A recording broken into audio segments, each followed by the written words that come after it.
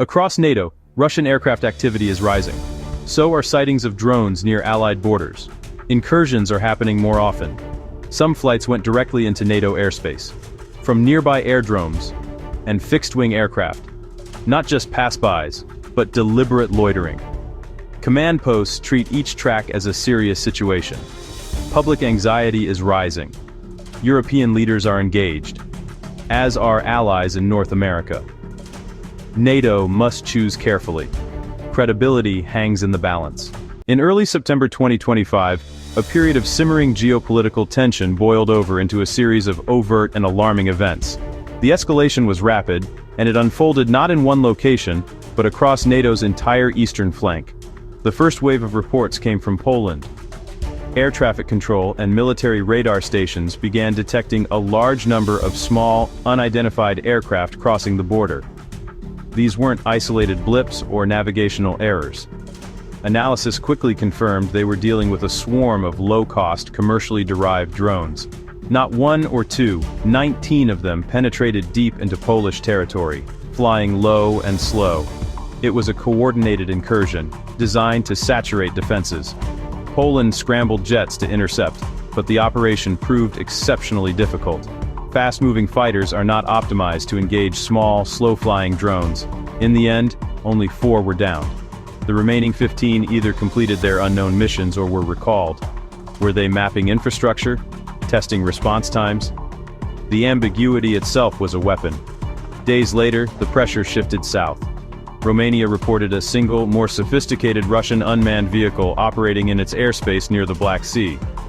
Unlike the Polish swarm, this was a military-grade asset, likely on a dedicated intelligence-gathering flight.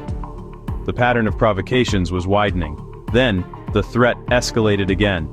3 Russian warplanes deliberately violated Estonia's airspace. They didn't just clip the border, they remained inside for roughly 12 minutes, a flagrant and extended breach. NATO jets from Amari Air Base were scrambled to shadow them, a tense aerial standoff in a crowded sky. The activity wasn't just on the frontier. Further west, over the international waters of the Baltic Sea, the German Air Force intercepted a Russian reconnaissance plane flying transponder dark, deliberately hiding its identity. This complex, multi-front campaign of probes and incursions appeared designed to test NATO's entire air defense network, from its command and control to the reaction times of its pilots.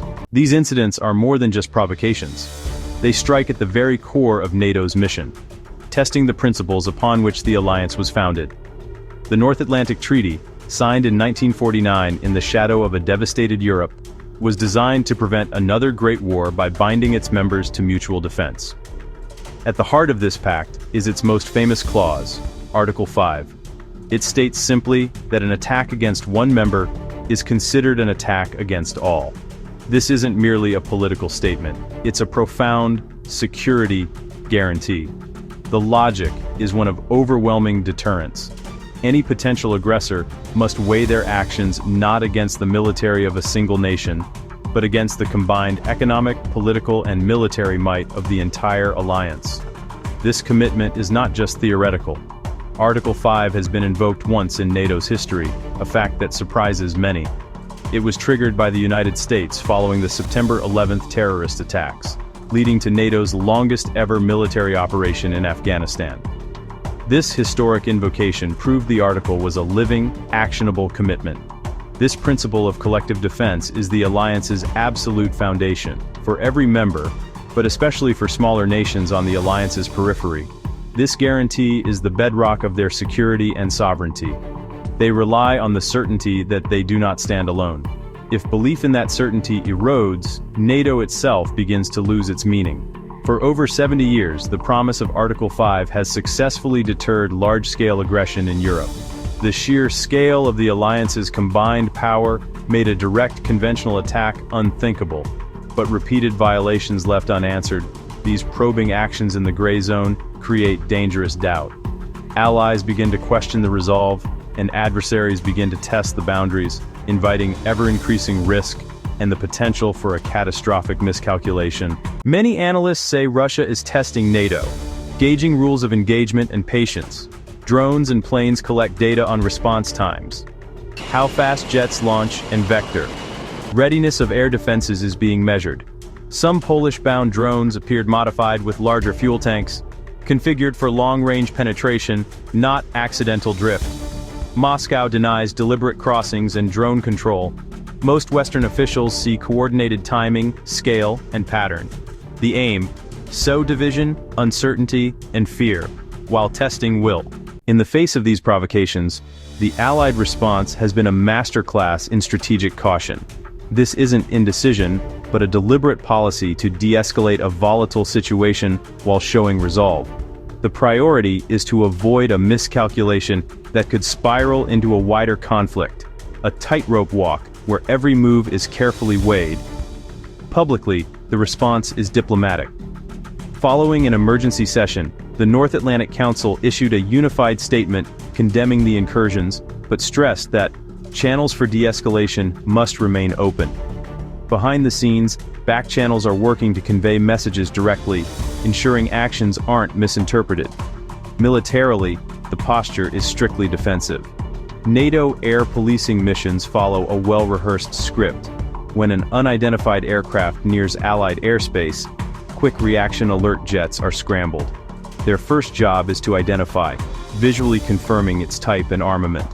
Pilots then attempt radio contact. If that fails, they fly alongside the intruder, a clear, non-violent signal. You are being tracked. The final step is to escort the aircraft out of the area. The rules of engagement are crystal clear. Do not fire unless fired upon. Shooting down a military jet would be a monumental escalation, risking a retaliatory strike and a direct conflict between major powers. A scenario leaders are desperate to avoid.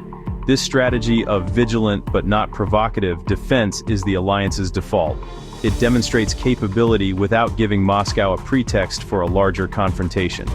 The playbook of interception, monitoring, and diplomatic protest has long been the norm. But as these incidents grow in frequency, a critical question hangs in the air. Is this decades-old strategy still enough, or is a new, more robust response now required? Using force carries serious risks and costs. Downing a Russian aircraft could trigger retaliation. Escalation between nuclear powers is the fear. Cheap drones versus costly interceptors is a bad exchange. One Polish estimate put one swarm response near $8 million for 4 kills. Wreckage must land somewhere. Risk to civilians is real. Commanders weigh threat versus collateral damage. Frequent shots deplete finite, expensive arsenals. Those munitions are needed for larger threats. That is why restraint remains policy in most cases. Doing too little also carries danger. Moscow may read muted responses as lack of will. Without a robust reply, bolder steps can follow. The aim could be to fracture alliance unity. Article 5 credibility is at stake. NATO's capability is not in doubt. But perfect defense is impossible. The question is political determination. Inaction can set a dangerous new normal. If borders seem undefended today, a bigger challenge may follow tomorrow. NATO's options each carry trade-offs. First, stay cautious. Monitor, intercept, protest. Low immediate risk, but credibility may erode. Second, get tougher. Allow shootdowns per some voices. Deters intrusions, but risks direct conflict. Third, build a stronger, non-kinetic shield. Drone wall, integrated air defenses. More surveillance and joint patrols, costly and time-consuming. Fourth, asymmetric pressure. Sanctions, expulsions, travel limits. Signal without firing. But economic tools alone may not stop flights quickly. Russian drones and aircraft are testing NATO's readiness and will. The alliance faces hard choices. Force deters, but risks wider war. Caution avoids sparks, but risks drift. Best near-term path, higher defensive posture and faster intelligence sharing. Adopt clear, unified conditions for any use of force. Predictable, not impulsive. Bolster Eastern members, maintain unity, protect people and territory. With clear rules, strong defenses, and careful diplomacy, NATO can navigate this test.